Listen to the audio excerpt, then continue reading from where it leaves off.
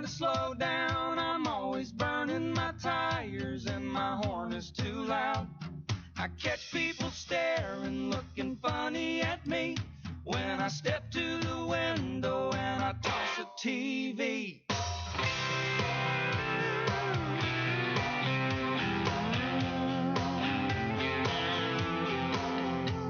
Sometimes I get crazy and it makes a big scene, but when I hit 21, I wanna stand up and scream. I'm filthy rich with laughter, I'm too big for the room. You know, from 2 stories up, a zenith makes a big boom. It's hard to get around in a 6-foot town when you're 10 feet tall. Everything is so small. I'm always bumping my head. I'm way too long for the bed. Yeah, it's hard to get around in a 6-foot town.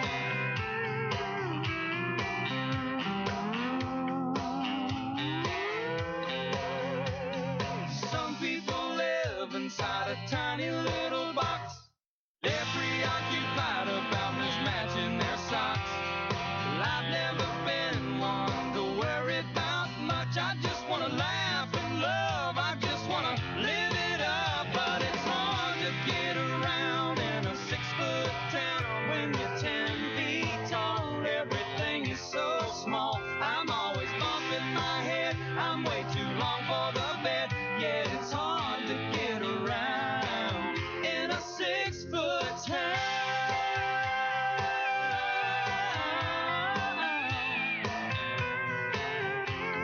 Morning, everybody. Sometimes I stumble. Great to be with you this morning. Thank you so much for being with us. Thank you for joining us here on the program. Great to be with each and every one of you on this Friday. It's finally the weekend. We made it. First full week of shows, so really big deal for us here at Tactics. Thank you for bearing with us. I know that we're getting started a little bit late, and we are trying to work on that. It seems like every time I get right up to showtime and I feel good and we're about to go on, and 5, maybe 10 minutes in, we have some kind of crippling technical disaster. And so it's just, I've told people for a very long time, I have this weird condition known as the Parker luck. And if you're familiar with Spider-Man comics, you know exactly what I'm talking about. The Parker luck basically means that every time you get a sense that something is going right for you, that something's going really well, some kind of massive soul-crushing thing just comes down and smacks you right there. And that's the Parker luck. That just happens to me anytime that something's going well. There's some kind of tragedy just around the corner. And it's just my life. It's something that I've come to accept. But welcome into the program. We appreciate you being with us. We thank you so much for choosing to be with us today. And we appreciate that you have really been sticking with us and sort of staying with us through the technical difficulties. We'll go ahead and get right into the news of the day. There is a lot of news to cover, and so what we'll probably do, we'll probably cover several studies, but we won't cover them quite as in depth as you're probably used to. One thing that I've got to mention is this Antifa group. And I love it when Antifa acts like fascist. I love it when Antifa tries to shut down speech that they disagree with because, of course, that is the actual definition of fascism, a powerful group that tries to shut down voices of opposition.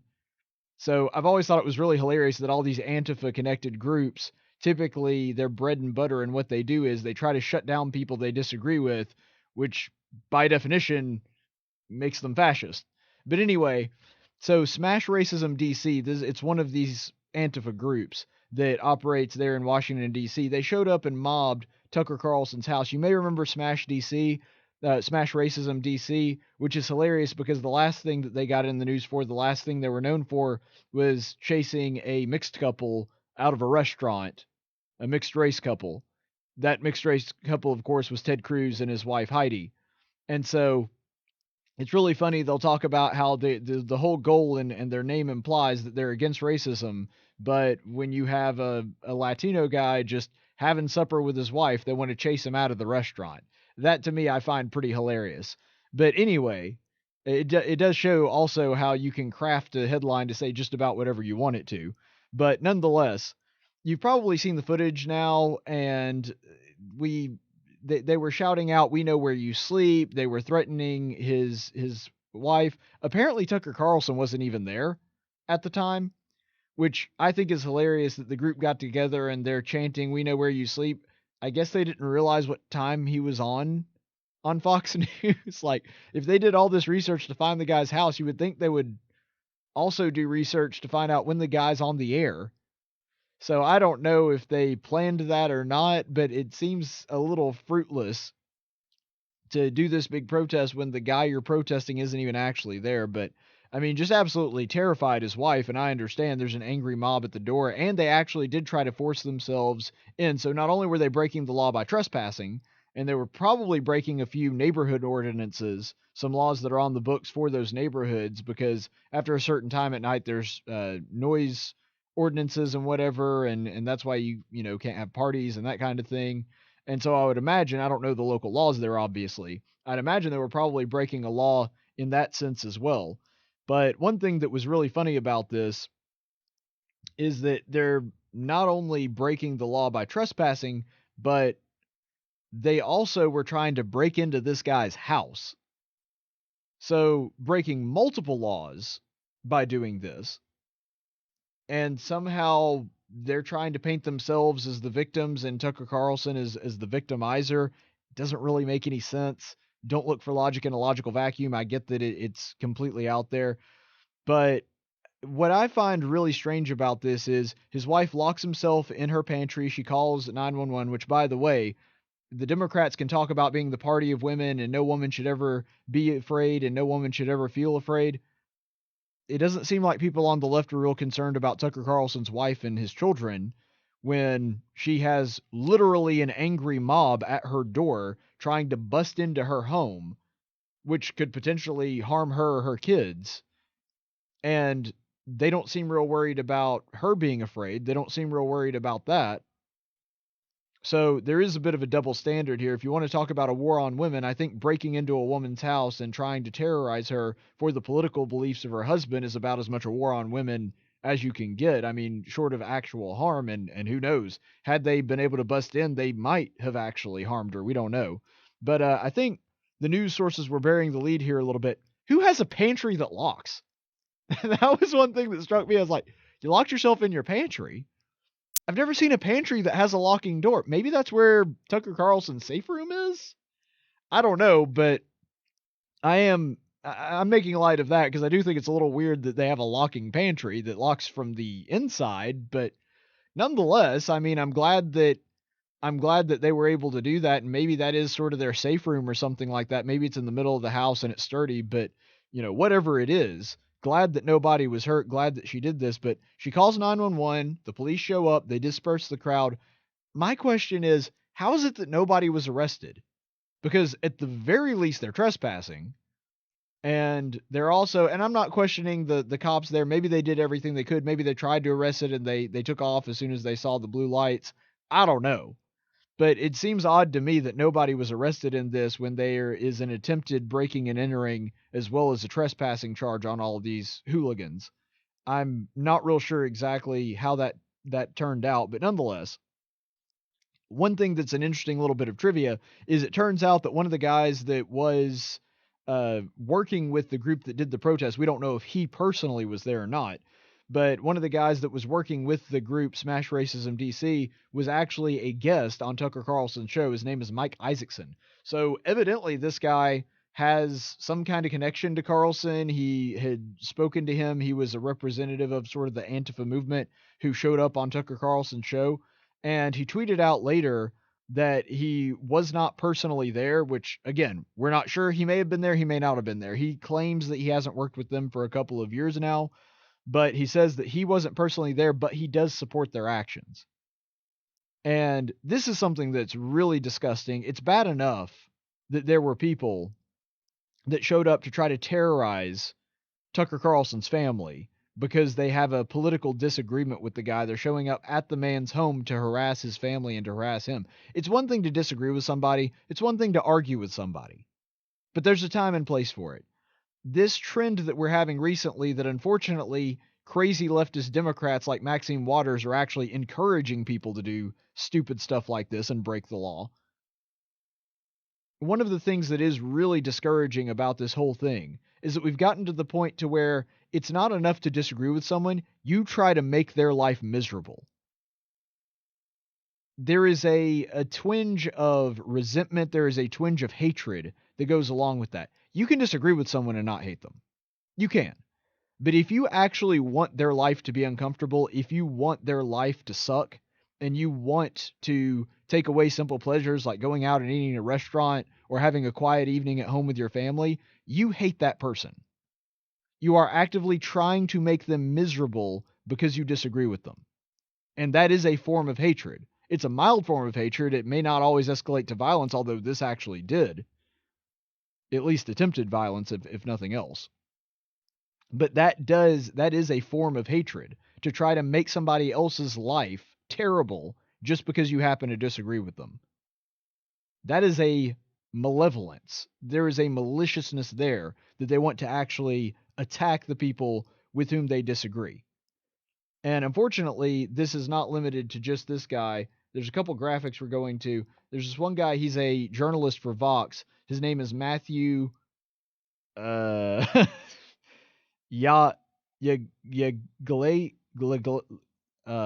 Yglesias?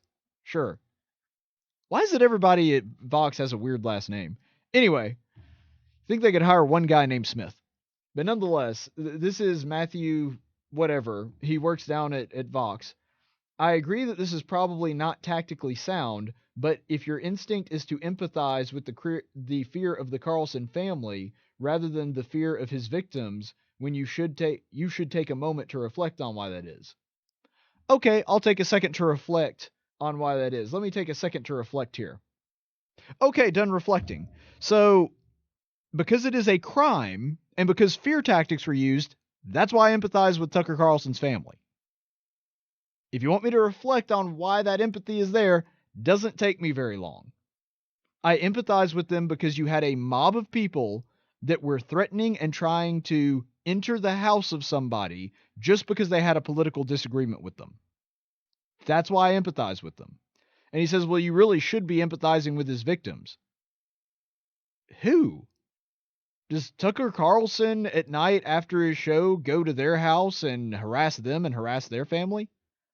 And here's another thing that I wanted to bring up. If your ideas on that, well, I'll tell you what, we'll just go ahead and put it this way. Even if saying stuff on TV were victimizing people, which it's not, speech is not violence, but even if it were, two wrongs still don't make a right. Even if Tucker Carlson getting on every night and giving his opinion and arguing with liberals and making the point, which, by the way, not a huge Tucker Carlson fan. I think he's way too antagonistic in his style, and you'll notice that he and I are stylistically very different in that. I agree with him on some things. I disagree with him on some things. He's a little bit too much of a Trump fanboy for my liking. But nonetheless, just because I disagree with him doesn't mean I hate the guy, doesn't mean I want his life to suck. Doesn't mean I want to cause him any discomfort or terrorize his children or his family, which makes no sense. Because then you're not only perpetrating fear against that person, but also against people that aren't even involved in what you're talking about. But even if him talking on the air actually were victimizing people, which it's not, two wrongs still don't make a right. If you believe that he is victimizing people, why is it okay to then make his family a victim? That doesn't make any sense. And one of the things that I responded to this the other day, back when you saw members of Antifa, like the Smash DC group, you saw them taking over places in Portland, engaging in violence against conservatives. You saw them doing the same thing in Berkeley. You saw them attacking places, burning buildings, tearing up ATMs, tearing up storefronts, that kind of thing.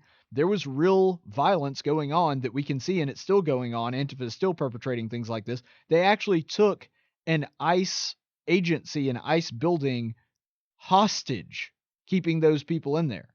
I'm a conservative. I have some of the same ideas that some of these people that are in Antifa despise. I have legitimate fear of that. Does that mean it's okay for me to storm Chris Cuomo's house? He's given comfort, aid and comfort to the enemy, as it were. He was running interference for them on his show. He was saying that, look, Antifa's not that bad. Maybe they shouldn't be violent, but what they're doing isn't that bad, and their violence is less bad than the violence of the people that they're against. Is it okay to just terrorize Chris Cuomo's wife? To go after her? Why is that not okay? You see where this moral area comes into, where that if you take that line of thinking to its logical conclusion, I was legitimately afraid of Antifa coming after me in some way, that there could be violence that broke out here in the city of Montgomery. Does that make it okay for me to then make somebody else a victim? No, obviously not. There was violence when it came to a lot of the Black Lives Matter protests. Not all of them. There were several that were peaceful. I'm not trying to say that it happened in every single occasion, but there were some that we saw, for example, in South Carolina. We saw it around the St. Louis area, that there were several of these protests that went violent. And of course, the most egregious one in Dallas, where 5 police officers were shot, there were police officers that were shot there. Is it okay then for off-duty police officers, or for me, again, as a conservative, to go to Al Sharpton's house and terrorize his family, his wife, and his kids? What about Don Lemon? Don Lemon's on CNN, same job as Chris Cuomo, same job as Chris Cuomo, same job as Tucker Carlson, but just for a different network. Is it all of a sudden okay for me to go after his family and try to strike fear into them because I feel that they might victimize me? And Don Lemon has offered excuses for Black Lives Matter and Antifa on multiple occasions. And he's actually said that white men are terrorists. Does that make it okay for me to go to his home and protest and try to make him feel afraid? No, it doesn't. 2 wrongs don't make a right. So this guy from Vox, he goes on and says something else stupid in his tweet. And by the way, I do want to apologize for the quality of these, but I couldn't get the actual original tweets. I had to go from a news source to get these. And I think the reason for that is, I could be wrong, I think the reason for that is these wound up getting deleted. But nonetheless, I couldn't find them on the actual Twitter, so I had to, they removed them after I responded to them. So here's another one. He says, I think the idea behind terrorizing his family, like it or not as a strategy, is to make them feel some of the fear that victims of MAGA-inspired violence feel, thanks to the nonstop racial incitement coming from Tucker, Trump, etc. Okay, so can you point me to an actual incident? Can you point me to an actual incident that you're talking about the sort of racial incitement? Is that what you're saying? Because I don't see it. Maybe there is, maybe I've just missed it, but if you're talking about Trump and Tucker Carlson, what exactly to you constitutes racial incitement? What are you talking about there? And so this is something that he doesn't really seem to back up his claim or have an answer for. And here's the thing. This goes back to this idea that words are not violence. Words are not violence, and violence is not an appropriate response to words.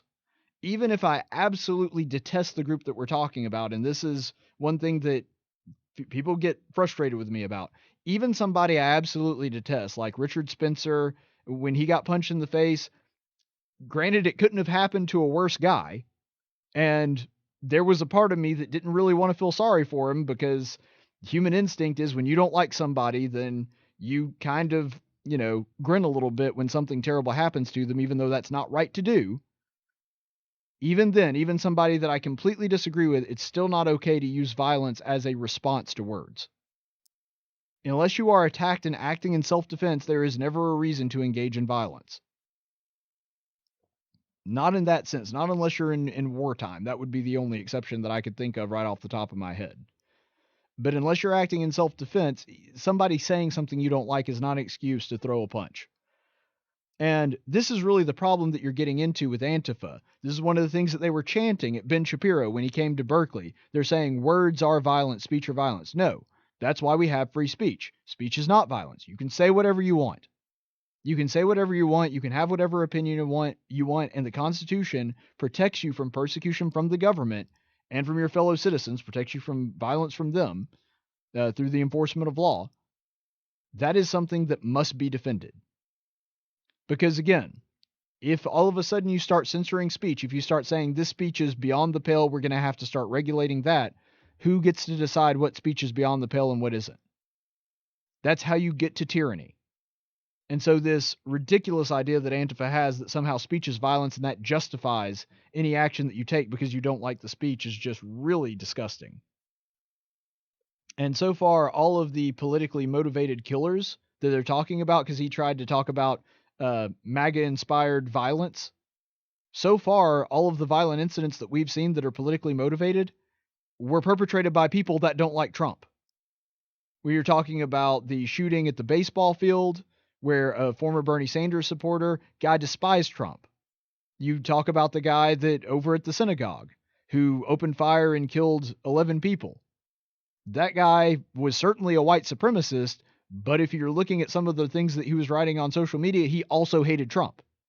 If you're looking at, for example, in Charlottesville, you remember that interview we did with Vox, ironically enough, where the guy was saying that he liked some of the things that Trump did, but he couldn't get behind Trump or vote for him because he would never put his faith in somebody that allowed his daughter to marry a Jew.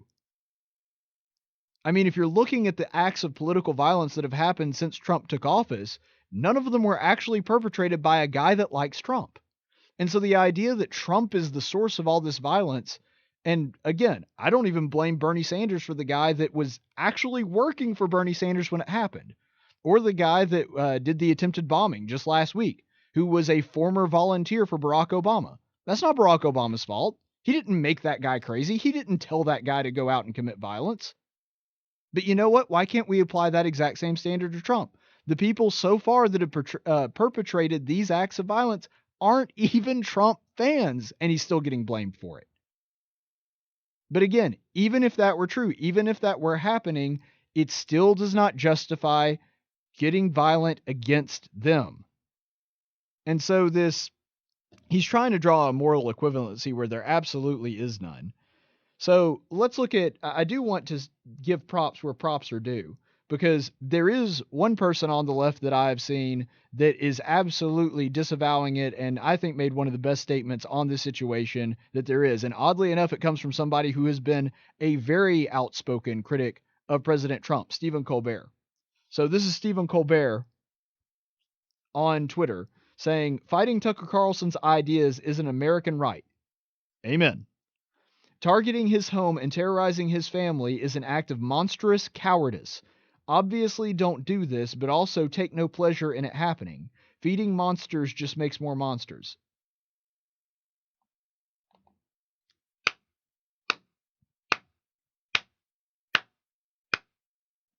Stephen Colbert.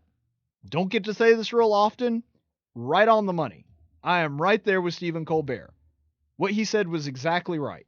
Not only is it inappropriate for you to actually go out and perpetrate an act of violence like this to try to break into somebody's home and terrorize someone's family, it is also wrong to take pleasure in it. This, by the way, goes back to a biblical principle. And that biblical principle is you do not take joy when something bad happens to your enemy. Which, by the way, I illustrated just yesterday. And this is not to puff out my chest and talk about what a great person I am, because I'm just doing what the Bible says. It's not like I came up with the idea. Goodness knows that I don't always follow it the way I should. But my point in that is, with Ruth Bader Ginsburg, I saw a number of conservatives, myself included, talking about how we hope that Ruth Bader Ginsburg has a speedy recovery. I want her off the court, but not like this. I don't want anything bad to happen to her. Just because I don't like her judicial philosophy is not a reason for me to wish ill on her. And for all the people that are making excuses for this, or just the people that aren't even making excuses for what happened when it came to these acts by Antifa to Tucker Carlson, but also the people that are just taking some kind of sick, twisted pleasure in it, that's wrong too. And what Stephen Colbert said there was exactly right. Feeding the monsters just breeds more monsters. People accepting it and making excuses for it just sends a signal out to everybody else. Oh, it's okay to do this. And you've got people like Hillary Clinton, Eric Holder, Maxine Waters that are sort of very subtly giving their approval of it, talking about how you can't be civil with these people, like Hillary Clinton said, or when they go low, you kick them, like Eric Holder or Maxine Waters actually calling for acts of harassment against elected officials. You ought to be ashamed of yourselves. That's all I have to say. There's really nothing more to say on that. So, speaking of elected officials and people in the media with their own ideas that aren't necessarily based in fact, I really saw this story the other day and kind of chuckled. Sometimes you just have to laugh when you're in a situation like this because of the ridiculousness. I got to tell you, I could have made the Daily Dose of Stupid most of the show today, but I'm going to do this one. So the latest thing that liberals are complaining about is they are saying that it is white women that are the reason that Ted Cruz was elected. So let's go ahead and look at this tweet by Travon Free. And who does Travon write for?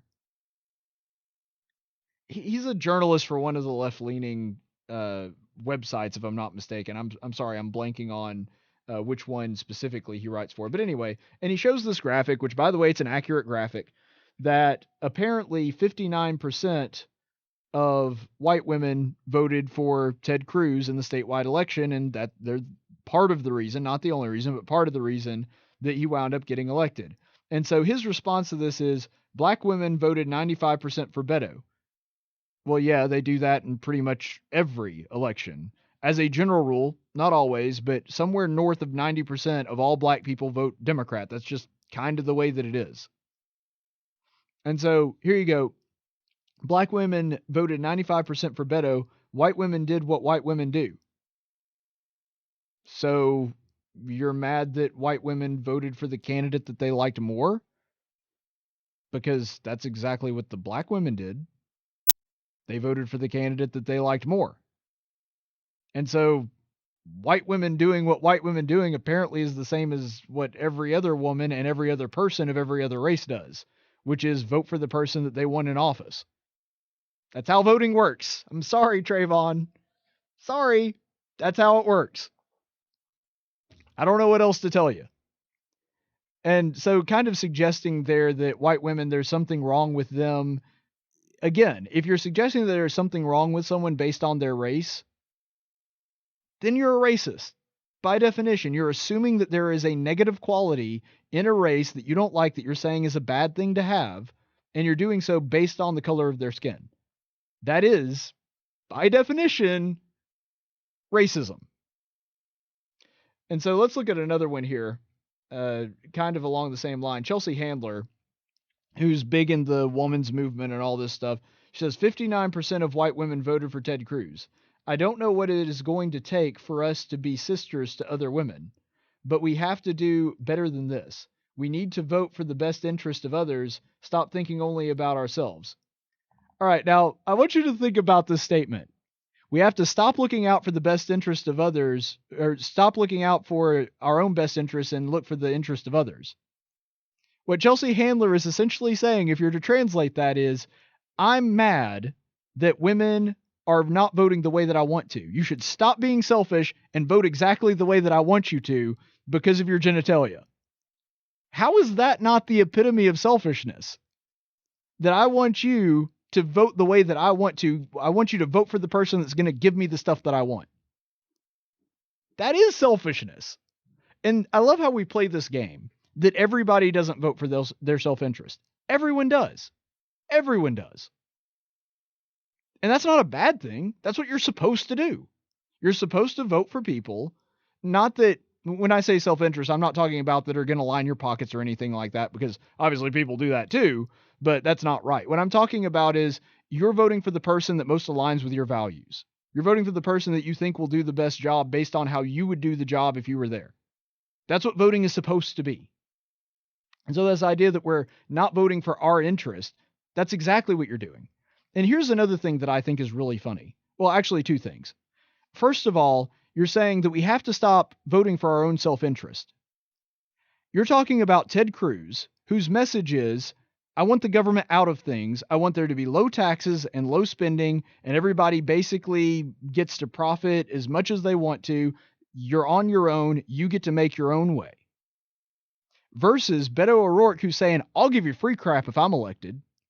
And you're saying that the Republicans are the ones that are voting out of self-interest. How stupid is that?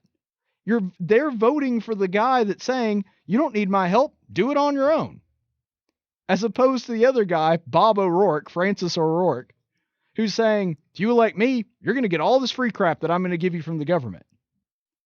So the idea that it's the Republicans that are the ones that are just looking out for themselves is stupid. And here's another thing. It's really funny because, of course, they brought it to white women, and they're trying to suggest that there's some kind of inherent racism there.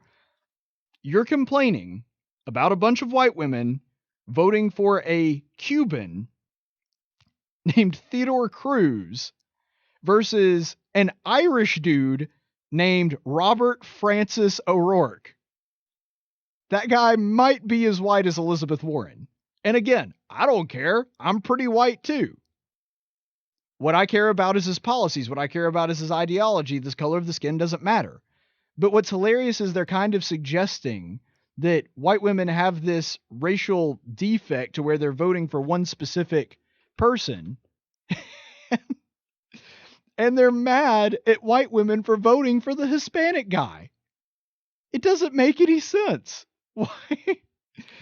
I guess somehow that's racist. I don't know. Okay, before we move on, we're going to go ahead and go to the phones. Good morning. What's your name? That's John. Hey. Hey, what's on your mind? I have a theory about this, and I think it's pretty clear and simple. Sure. Minorities only count if they're the right color. Well, because Ted Cruz is Hispanic.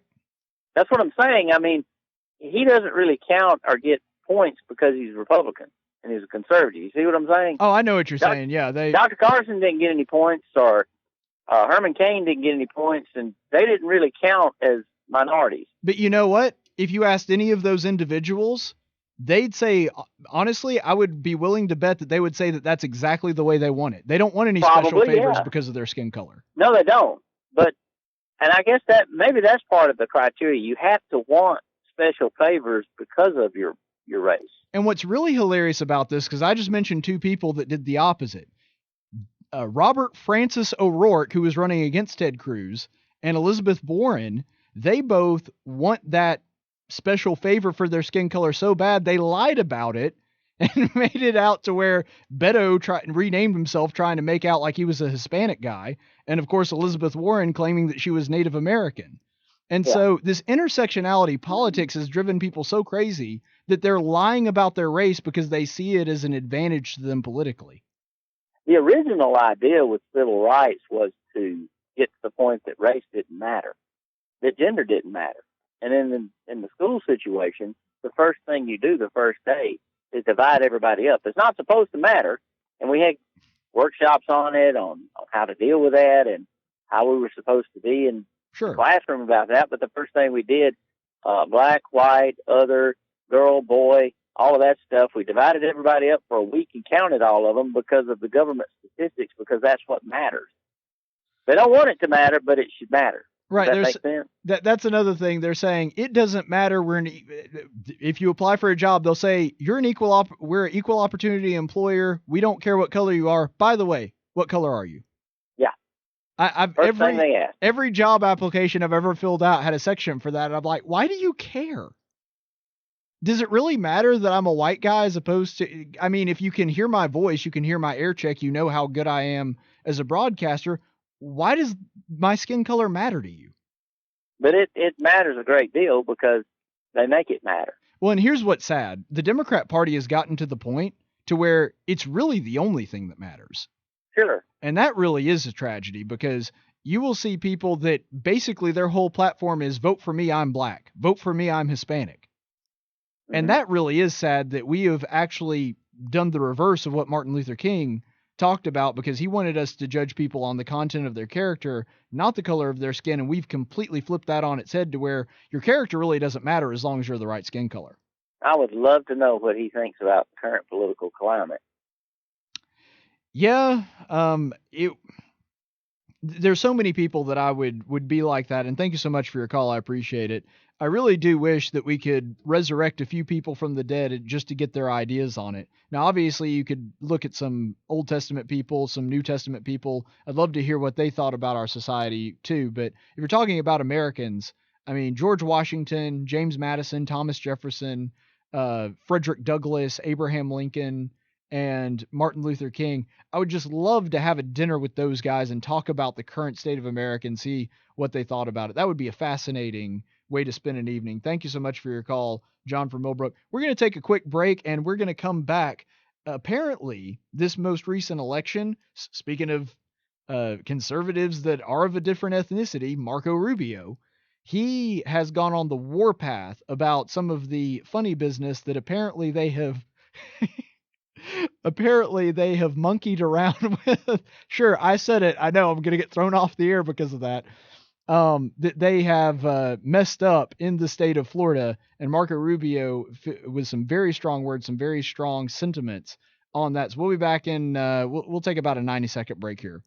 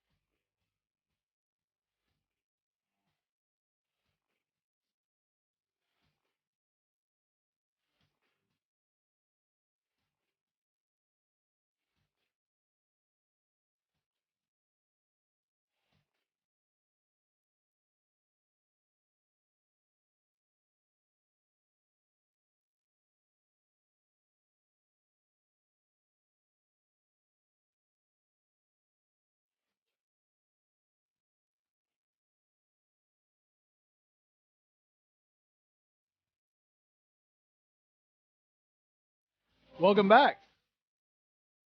Good to have a little AC/DC in the house. Always a good choice. Now, the other day, Marco Rubio really does go on the warpath about some of the shady things that are going on right now in Florida, which I understand. So what's going on is there are two counties, which, by the way, major population centers. I always say this one wrong, and I don't know why. Broward County. I guess it's Broward County. So Broward County down in Florida, you may remember this is actually the county where the Parkland shooting took place. So you may recognize the name from that. I know that's a very negative connotation, but that's where it is. This is one of the most populated and most highly democratic counties in the state of Florida. Well, we are about a week, well, maybe not a week, but 4 days out from election, because election day was Tuesday, it's Friday. And so here we are almost 4 days later, still not getting reporting, or at least full reporting, from Broward County. And this is, like I said, the biggest county in the state of Florida. And it's, I think, maybe 10th or 11th the most populated county in the entire United States. So this is a really big place, and they have not gotten the votes yet. And one of the things Marco Rubio has pointed out in a series of tweets, first of all, this county and one other are Democrat-controlled counties that are holding up the whole thing, and it has altered the outcome, or at least the reporting we've seen so far, has altered the outcome of two different elections, two different statewide elections. One is the Commissioner of Agriculture, which, by the way, looked like it was going to be for the Republican. Now, after reporting has sort of trickled in from these two counties, it's sided with the Democrats, and it's a little suspicious. Obviously, these are Democrat-controlled counties, so most of the votes are going to be Democrat. But nonetheless, it is a little suspicious that they haven't reported accurately. They haven't reported on time. They've actually defied Florida law in doing this, which I'll get to in a second. And now all of a sudden, the race for ag commissioner is tilting in the balance of the Democrat, and the Senate race also tilting in the balance for the Democrat. And even though this happened after Marco Rubio was talking about this, now we have seen enough of a shift in the governor's race between DeSantis and Gillum that now Gillum has enough to trigger an automatic recount. So there are three big races that these trickling in votes, where they're all of a sudden finding all these new votes for the Democrats, are actually changing the outcomes of some of these really tight elections. The Senate one, for example, where you have Rick Scott versus Bill Menendez, I think is his name. Anyway, so these three races might actually have their outcomes change because of these. And look, if that's the way it voted, that's the way the cookie crumbles. If that's the way people actually voted and these are real ballots and these are legitimate votes, that's how it works. But nonetheless, they are not reporting in a timely fashion, and there's several reasons, several red flags that Marco Rubio is, I think, accurately pointing out that we may need to be looking into the legitimacy of this. So first of all, Florida law states that reporting on absentee ballots must take place within 30 minutes of the polls closing. We're 4 days later, and we don't have full reporting on the absentee ballots. And what I'm talking about is not even necessarily the way that those ballots voted, the number of ballots. They're not even reporting how many absentee ballots they have, which again leads to suspicion, because if you're not telling us how many ballots you have, then you could go in the back room and make some more ballots. And that's part of the reason that rule, that law is in place, because you need to be able to know whether or not, and you have to report before you open them. So there's no suspicion there. You have to say, these are the ballots that we have. They're in a sealed envelope. We're not going to open them up. We're not going to count them. We have to let you know how many ballots we have beforehand, so there's less room for cheating to say, oh, no, we found some more ballots. So there's actually laws being broken in this particular circumstance. And the same woman who is running this, Brenda Snipes, has already 2 times gotten in trouble for some suspicious practices with the state of Florida. First of all, once she got caught destroying ballots back in the 2016 election.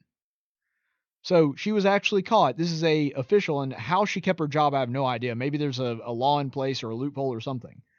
She actually got caught back in 2016 and got in trouble with the state of Florida because she got caught destroying ballots. And so you've got that. And then also, she handled mail votes illegally by opening them too soon. So the way that it works in Florida, you have to keep them sealed for a certain amount of time. I alluded to that just a second ago. I don't really understand the intricacies of it, but you're supposed to keep them sealed for a certain amount of time, and she illegally opened them before she was supposed to, because they were reporting absentee and early voting before that even happened, before the polls even closed. They were reporting votes before the polls even closed and posting them. You can't do that, because that can affect the voting. That can vote. For example, the reason that's illegal is, let's say it's a very close race like it was with Doug Jones and Roy Moore. Well, let's say 2, maybe 3 hours before the polls close, you say, hey, it looks like Doug Jones is going to win this thing. And you start reporting on the ballots. Well, that could motivate people that might not like Roy Moore and didn't really want to get out and vote for him to say, well, I really don't want Doug Jones. And so they get up. See, that's not fair.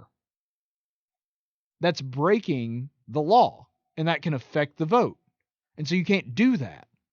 And so she was illegally handling those ballots and posting the results before the polls even closed. And so twice this woman has broken the law and gotten in trouble with the state of Florida. How she retained her job, I have no idea.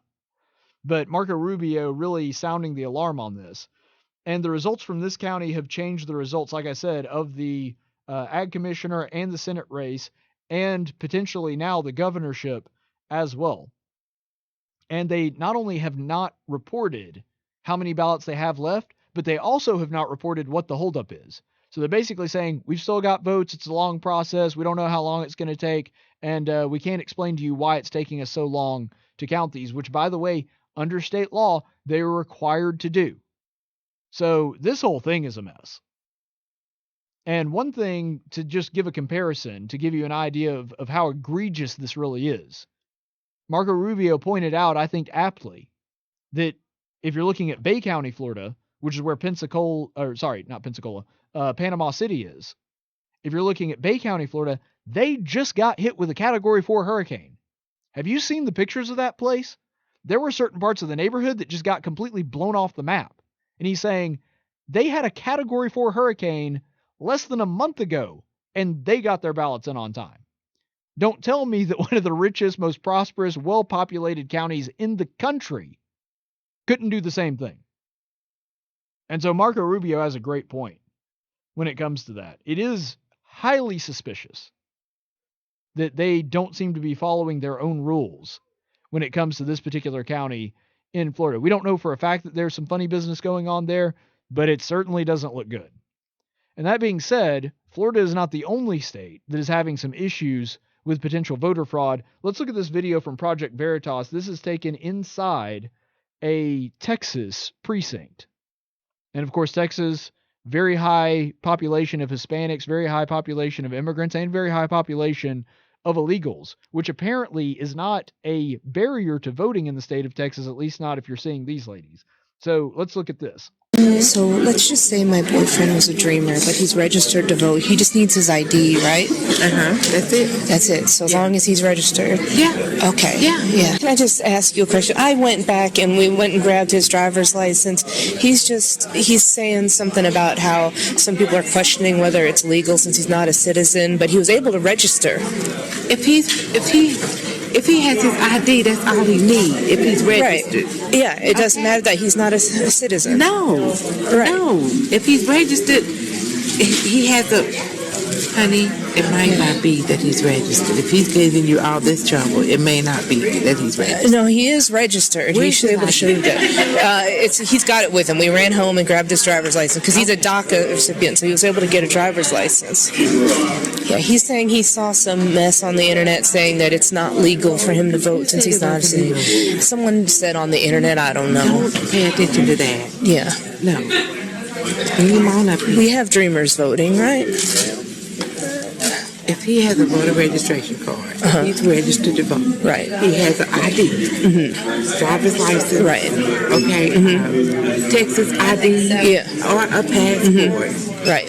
Bring it up here. That's his ID. Show it to them. And then he can vote. Pam, I just had a question because so let's say my boyfriend's out in the car, and he's just really nervous because he's a DACA recipient. He was able to register though. I'm just trying to see if she's in the system. No, he is in the system, okay. But he knows that, like, I don't know, there's like an issue with DACA people voting.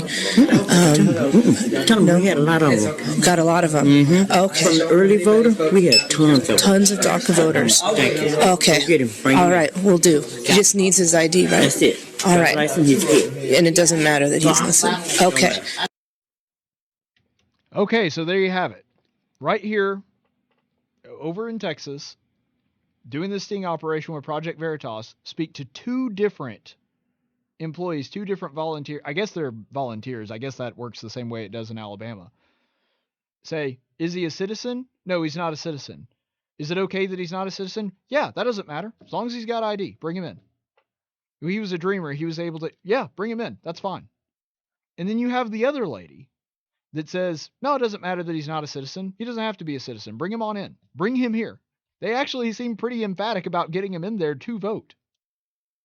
And so, I mean, if this is happening, again, this is one particular incident, but if you had, it just so happened that they found two different people at the same polling place, they were able to say this, I got to believe it's happening at least some in other places. And what was really amazing is the second lady says, no, we have tons of them. Tons of them. Well, if you've got tons of people that are not citizens voting in the state of Texas, that is a pretty big problem. And I can't imagine, that just blows my mind that they wouldn't report that to ICE or report that to somebody to let them know that that's, I mean, I get that if they're dreamers, at least for the time being, they're not in any danger of deporting, but if they're trying to vote, that's voter fraud. That's a federal crime. And by the way, these 2 women just committed a federal crime by trying to assist someone that is not a citizen of voting. Now, since it's not a real person, since it's a hypothetical, I don't know if you can actually bring charges against them. I'm not sure how that works. You would have to get a lawyer that knows Texas law to be able to sort through that. But nonetheless, this may help explain why Texas has gotten a little more blue.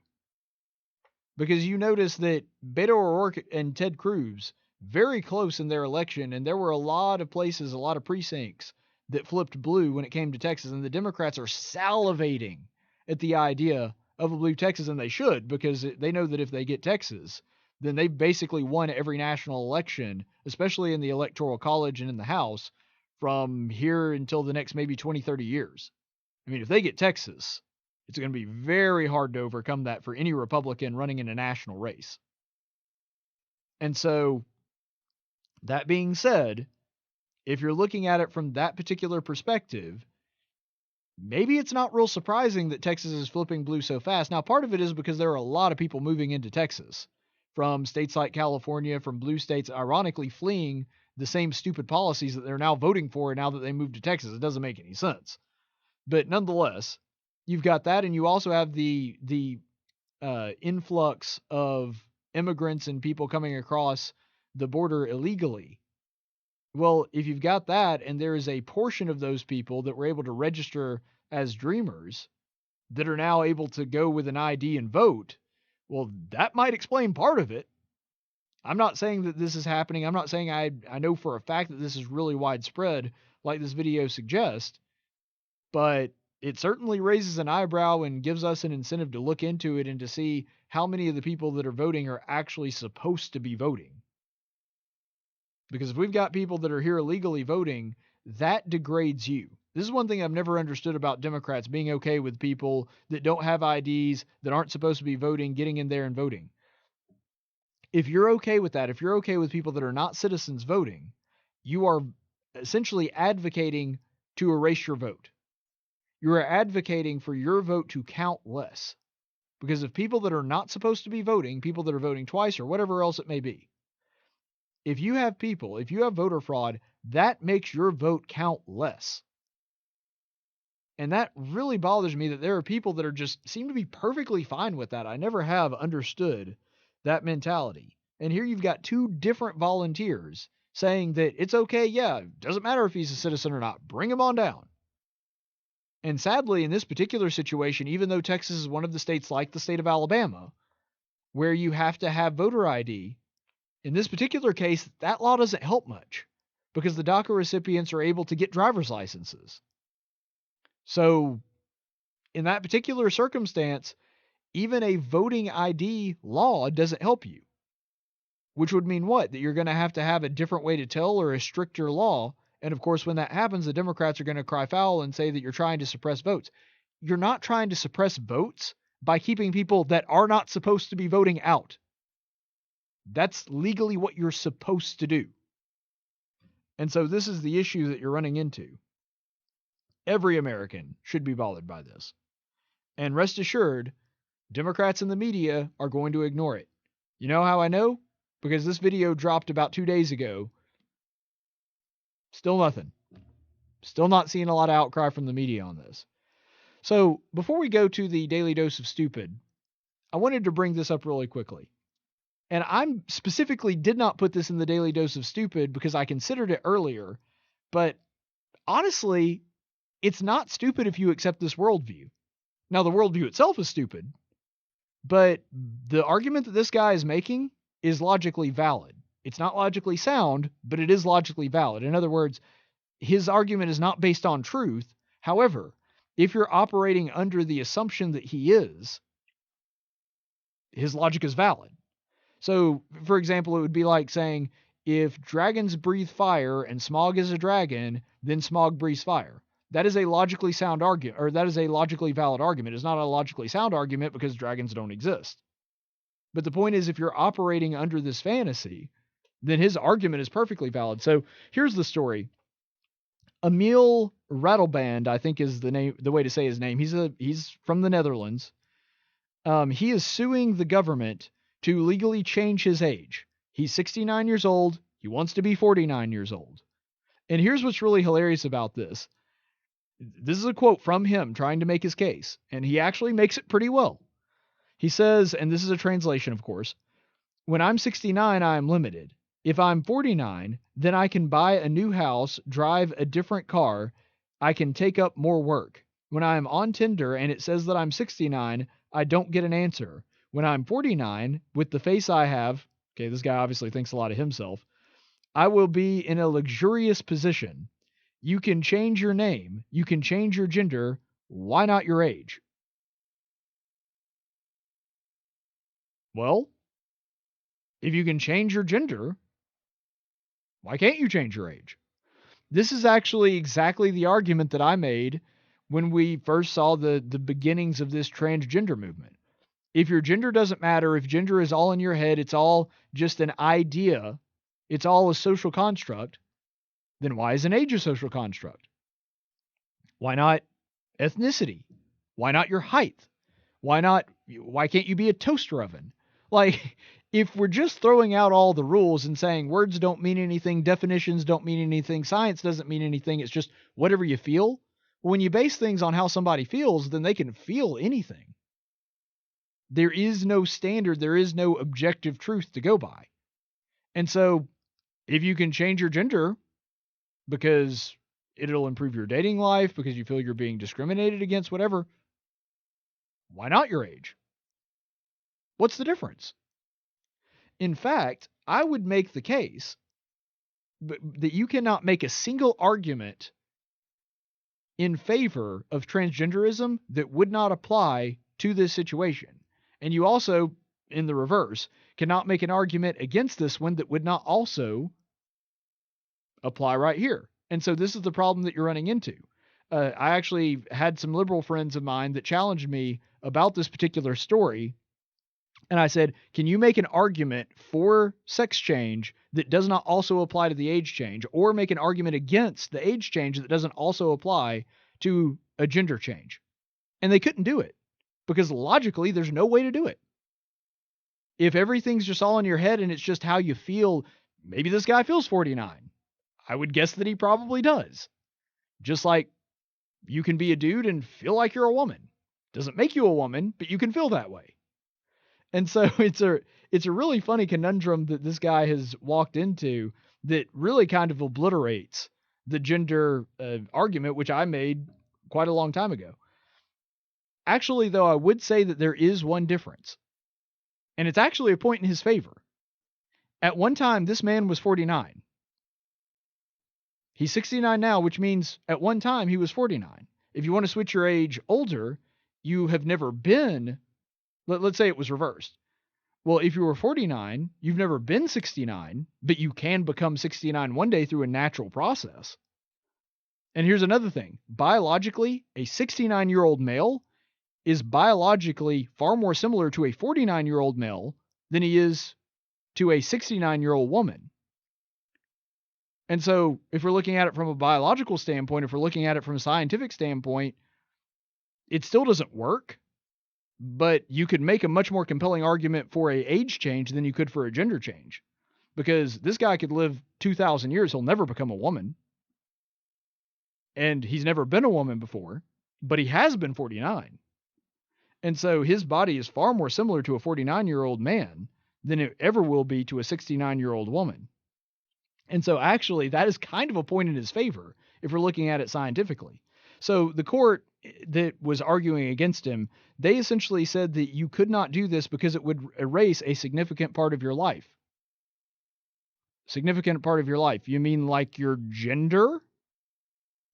They were saying, well, your parents raised you from the time that you were a little boy. If you shave those 20 years off, it's like you were younger. Did your parents not raise you? Did they not raise you at that point in time? Why can't you make that argument for gender? Your parents raised you to be a boy. If you become a girl, if you become a woman, then did they not raise a little boy? See, that's the problem. You can't make an argument in favor of this or against this without making exactly the same argument applicable to the gender change, because you're arguing for a fantasy that does not exist. You're arguing to become something that you're not based on your feelings and based on your thoughts, not based on who you are or objective science. And so any argument you apply to one, you have to apply to the other. And that's the problem that these guys are running into and trying to argue against it. So if gender is just in your mind, why isn't age just in your mind? So it's just a really funny scenario, and I think that this guy actually is pretty smart to make this argument. It's funny that he wound up kind of breaking the gender argument as a placeholder. I know that that's not his intention, but I predict that this is actually going to be the norm one day. There will be people arguing that if you are a 69-year-old Dutch guy, that if you want to, you should be able to be a 29-year-old Asian woman. Like, at some point, believe me, some crazy liberal is going to be making that argument. You're going to have some social justice cause, because they always have to have a new cause.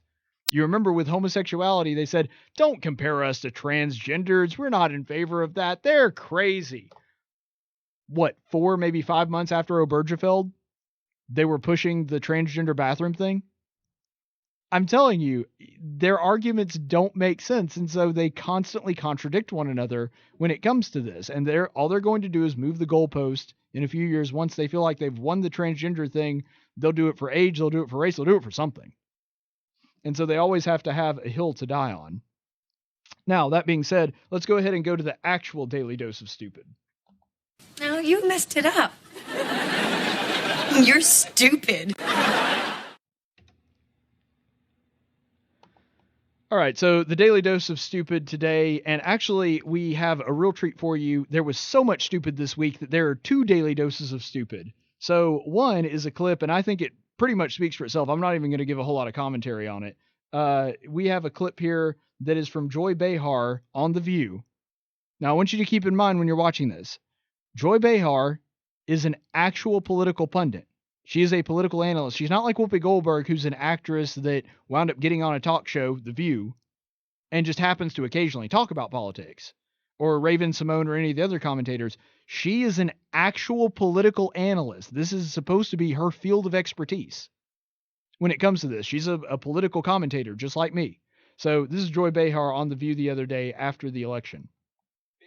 Of that. So Democrats won the popular vote last night by 8 million votes, right? They lose, but they lose U.S. Senate races in red areas. Because of gerrymandering, a lot of it. Well, it's not that's the Constitution. I mean, you can't, the districts are gerrymandered, but the states are part of the Constitution. Okay. And I think...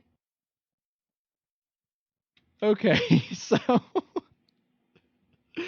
oh, man. It's just the best. So, Joy Behar, who's supposed to be an actual political analyst with multiple shows on news and politics, where she does commentary, thought that you could gerrymander the Senate. It's not how gerrymandering works. We aren't moving states around like the Republicans didn't take the House. They don't have this power anyway, but it's not like they took the House for like, we think Rhode Island should be a part of New Mexico. Or we think that Hawaii should all of a sudden be a part of Florida. It's not how that works. Oh, man. Just, I don't know. Maybe she was just having a blonde moment. Everybody slips up now and then, but watching guys like this make an egregious basic slip up like that really gives me hope as a young and upcoming broadcaster, because I know if she can have multiple political talk shows, I'm going to be just fine in this business. So anyway, that's Joy Behar. Now for our second Daily Dose of Stupid, 16 Canadian women have a human rights complaint filed against them they're in Canada. And this is the explanation that the person that's accusing them of this gave. In recent months, JY, who's the person in question, approached a 16 Vancouver area female aestheticians, I don't know, beauty consultants, we'll go with that word, who only serve women, requesting a Brazilian bikini wax on the groin area. In spite of the fact that JY is able to obtain a Mazillion in Vancouver, JY has filed 16 complaints against these women at the BC Human Rights Tribunal, claiming discrimination on the basis of gender identity. So essentially, the long and short of that, if you take out the legalese. This person, JY, whomever they may be, is wanting a group of women to wax his privates. Which, to me, them saying no and turning him down, they did him the ultimate favor. That's like cruel and unusual punishment. That should be part of our judicial system. Like, it should go life without parole, death sentence, bikini wax for a dude. That should be the highest level of punishment you could get. But anyway, so, I mean, this guy wants that done because he thinks he's a lady. He's obviously got that, if anything, proves that transgenderism is a mental disorder, because you have to be off your freaking rocker to want somebody to wax your boys. That's the only thing that I can say. You've got to be mentally ill to want that to happen. Shaving is one thing, but if you want them actually waxed, there's something wrong in your head. So anyway, he is saying that he's willing to settle for $2,500.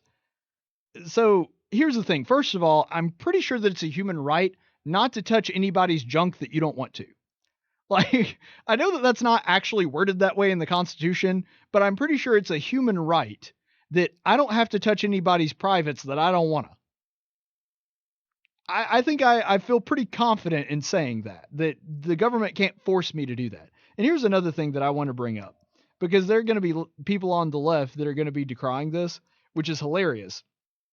I want you to think about it this way. If I, as a straight white guy that likes women, walked into this same parlor and said, I want you to service my privates, or else I'm going to sue you and settle for $2,500, they would call me a male chauvinist pig and talk about how I'm a product of the patriarchy. You would hear all the labels come out.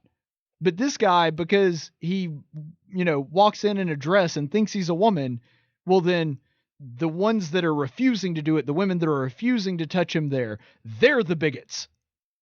It makes absolutely no sense. It's just so ridiculous. There's absolutely zero consistency if you're an SJW. It's all based on what the person feels, because if I walk in as a straight guy and said them to do exactly the same thing to me, they'd say that I was a pervert. And you know what? They would be right. That would be a perverted thing to do, to want to make a woman legally to force them to do that to me. But when this guy does it because he thinks he's a woman, the people on the left are going to be the ones defending him. It makes absolutely no sense whatsoever. All semblance of logic and reason has left the building when you're talking about the social justice warrior agenda. And here's the thing. How is this any different from the gay wedding cake thing? Seriously, think about it. How is it any different? They're saying to these people, you are obligated by law to serve somebody whether you want to or not, whether it makes you uncomfortable or not, because he feels like he ought to get it. This is, I think, one of the strongest cases that I can present of why we should have a principle in this country that regardless of who you are, if you own a business, you have a right to refuse service to whoever you want for whatever reason you want. I don't think I can make a stronger case for it than this right here. So that being said, we're going to go ahead and go to the chaplain's report.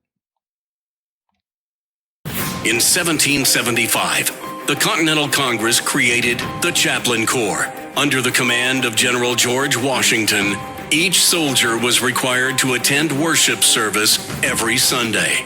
While other armies advanced on their feet, Washington's troops advanced on their knees. It's time for the Chaplain's Report with Caleb Colquitt on tactics. All right, so before we go for the week, Chaplain's Report, and I wanted to bring this passage to you. We're going to go now to, if I can get the thing pulled up, we're going to go to the epistle to the Colossians, in Colossians 1:13 through 14. For he, talking about Jesus here, this whole chapter is talking about Jesus. For he rescued us from the domain of darkness and transferred us to the kingdom of his beloved Son, in whom we have redemption, the forgiveness of sins.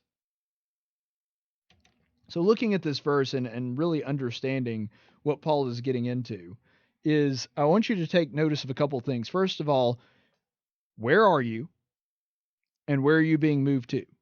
He's saying before you met Jesus, before you had this relationship with Jesus, you were in the domain of darkness. And what do we know about darkness? You're stumbling around. You can really hurt yourself because you can run into things. You can't see obstacles in your way. And so you're just constantly kind of moving around and thumping around in the dark because you can't figure out where you're actually supposed to be. You can't figure out where you are. You're just wandering aimlessly. And it's not your fault. You just can't see anything. But what he's saying is, while we were in this danger, while we were in this spiritual peril, that it is Jesus Christ who rescued us from the domain of darkness. And where did we go? We were transferred into a kingdom of his beloved Son. So this is what happens when we come in contact with Jesus. When we go to him, when we follow his commands, when we obey his commandments and do his Father's will and are buried with him in baptism, we come back out and we are transferred to a new kingdom. We come in contact with him, we are transferred to the kingdom of his Son. And so when we understand that that's what's going on here, verse 14 says, in whom we have redemption and forgiveness of sins. And so once that forgiveness of sins takes place, once that redemption takes place, we're in a different place than we were before. We're in the kingdom. We're no longer in darkness. Which means what? First of all, we're held to a higher standard at that point, because even though we would have been held accountable for our sins beforehand anyway, the difference now is that we can see. The difference now is we know where those obstacles are. Doesn't mean we never trip, doesn't mean we never make mistakes. But what it does mean is now we can see what's going on around us. We are enlightened. We have the light of Jesus. And one thing that I wanted you to notice as well, that when he's writing this letter and he's talking about us being transferred, he's not talking about people that have died. He's not talking about heaven here. The kingdom of God is something that is here. The kingdom of God is something that is here on this earth, and what he's talking about is the church. He's talking about us.